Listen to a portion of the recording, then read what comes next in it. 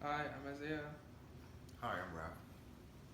Hello, I'm Sharice Johnson. Glad to be here. How you doing? Weldon. And my name is Sean Johnson. Today I'm going to be talking about chickenpox today. Did you know chickenpox is a highly contagious disease for those who have not been vaccinated or have not even had the disease? Experts from the Disease and Control Center have studied that chickenpox provides about 98% protection from the disease.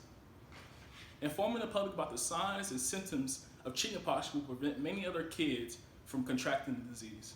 The three main points I'm going to be talking about for chickenpox are the signs, the symptoms, and ways to prevent chickenpox. The first one I'm going to be discussing are the signs of chickenpox. According to Deborah Witherspoon of cdc.gov/chickenpox, says that there are numerous signs of chickenpox that are visible before it's even in full effect. The rash may show up on the neck, the chest, or even the back. These rashes can spread to the rest of the body, including the mouth, the eyelids, and the genital area. Now that you know the signs of chickenpox, we're going to talk about the symptoms of chickenpox. Chickenpox infection appears 10 to 21 days after initial exposure to the virus, in which the symptoms last about 5 to 10 days. Some of the many symptoms of chickenpox are fever, which can last up to 2 weeks with chickenpox and is very common with chickenpox. Loss of appetite and headaches are also symptoms of chickenpox and are very common with chickenpox as well. Now that you know the causes and symptoms of chickenpox, I will discuss ways to prevent chickenpox. There are only about two main options that you have when it discusses chickenpox. The first one is obviously chickenpox vaccine, which is the most effective way to prevent chickenpox.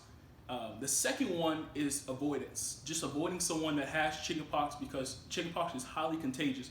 So avoiding the person who has it is the best way, an effective way to do it as well.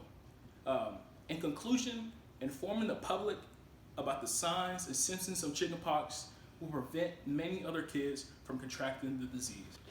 Hello, my name is Sharice Johnson, and my question is, what are the age groups that normally catch the chickenpox the most? Is it the older adults? Is it the middle age? Is it children? Is it the older adults? Which one is it?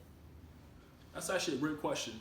The younger kids, toddlers, are the most accessible to getting chickenpox because of their immune system, and they're not able to fight as hard as somebody in their middle ages for chickenpox. And actually, the older ages too can contract it, and it will be called the measles, which they would get. But chickenpox at a younger age is the easiest way to get it.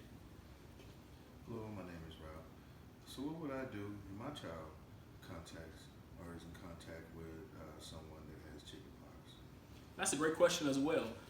If your kid does contract chickenpox, the best way to really see if they need to go to the hospital is about a week. A week, and if they still have a fever and they still have blisters all over their bodies, it's the best way to go to the doctor and get it treated in the hospital. Would be the best way after a week. What's chickenpox? Chickenpox is caused by a virus, very highly contagious, so you can get it through the saliva, coughing, sneezing, through blood, obviously.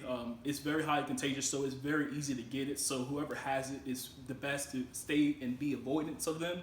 And make sure if your kid does have it, to make sure that they stay home until they are fully done with chickenpox.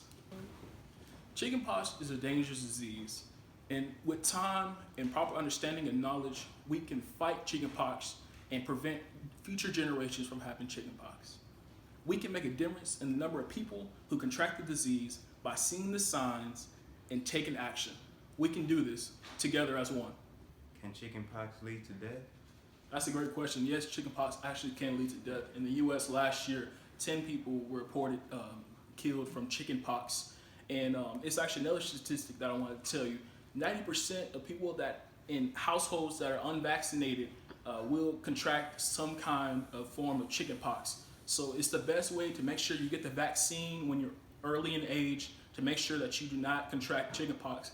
And if you do contract chickenpox, which is very common, it's just going to be a mild version of it.